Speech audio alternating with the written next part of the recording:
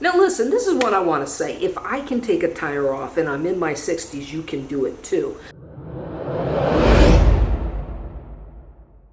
Hi everybody, I'm Leah of seejanedrill, and today I'm out in the shop, and it's a little different look because, you know, usually I'm doing home improvement, but if you know me, I'm about all things mechanical. So today I'm in the shop and I've got my van back here because it needs a brake job. So I'm getting ready to do a brake job, and I figured this is an ideal time to demonstrate how to use a hydraulic jack and how to also take off a tire and mount a tire using an impact wrench. One of the reasons I do these videos is because I want to show people how easy the process can be sometimes. Sometimes it's just about having the right tools. So let's get started. When I need to do work on my vehicle, I use a hydraulic jack. This is a 3-ton jack, and I use it in combination with a good solid pair of jack stands like these two right here. Using a hydraulic jack, it's fairly simple. You control whether you raise the jack or lower the jack by which way you twist the handle. Now, we're going to start off by raising the jack, so I'm going to turn the handle clockwise as far as I can. Okay, now I can pump the jack up.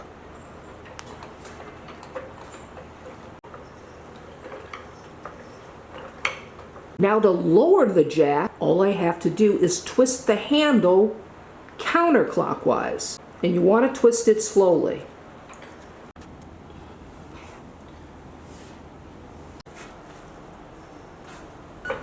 And it's just that simple. And before you start jacking up the vehicle, make certain that it's on a flat, solid surface. And best practice, when possible, chalk the tires. Engage the safety brake. Now that you're ready to jack up the vehicle, you have to find a jack point. Now, right behind the front tire, underneath the car, there's a designated jack point. You'll see two little slots, one here and one here, and this denotes where you want to place your jack. In the rear of the vehicle, you'll find the same two jack points. You've got a slot right here, and you got a slot right over here as well. If you're looking for the best in kitchen and bathroom cabinetry, I gotta tell you, you don't want to look any further than cabinets.com.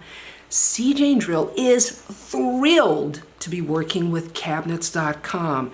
The quality of craftsmanship, I gotta tell you this, I respect and appreciate. One's gotta love the soft closed doors and drawers. And the drawer boxes, 5/8-inch solid maple English dovetails. Not only that, but the cabinet drawers fully extend, and the drawer runners are undermount, so you never see them. Talk about quality craftsmanship. Cabinets.com kitchen cabinets are made to order using top quality solid wood and premium plywood construction.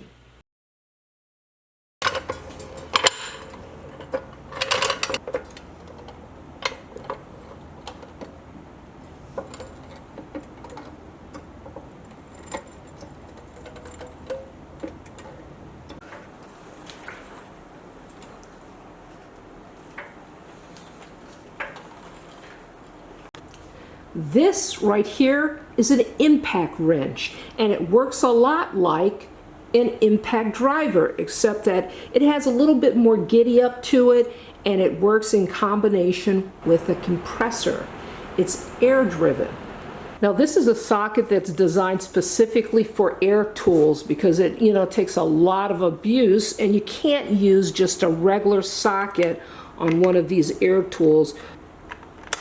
The operation of an impact driver is really simple. You have a forward and a reverse. This is forward right there. You just slide the lever over and you can operate it in forward, but if you need to operate the tool in reverse, you just slide it back into the reverse position. Now we're ready to take this baby off. So let's go. One.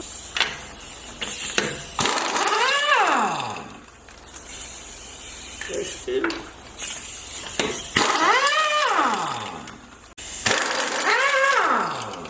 All right, that's our last lug nut. Now we're ready to take off the tire. Now sometimes you got to break the seal a little bit. So you kick it, give it a kick. Let's see if that does it. There we go. Now what I'm going to do with the tire is, believe it or not, I'm going to lay it flat and I'm going to slide it underneath the vehicle. That'll represent another layer of safety. Okay, I've got my stand in place here right underneath the van's frame. Now what I'm going to do is I'm going to come over here to my jack and I'm going to lower it just a little bit so it's firmly resting on the stand and it's resting on the jack. Now that my brake job is completed, I can put the tires back on and lower the vehicle. Now it's time to mount the tire. And to do that, I like to use torque sticks. That's what these are here. And what it does is it makes certain that you're applying the proper torque to each lug nut. Every vehicle has a different torque requirement. Now, our vehicle requires 80 foot-pounds, and this is the torque stick that we need to use to tighten up those lug nuts.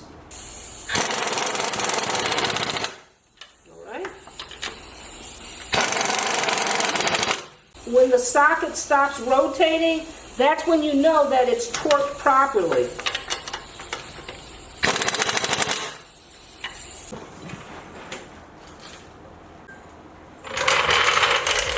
This is Leah saying, you can do this. See you next time. And if you want to watch more videos like this one here, just click here.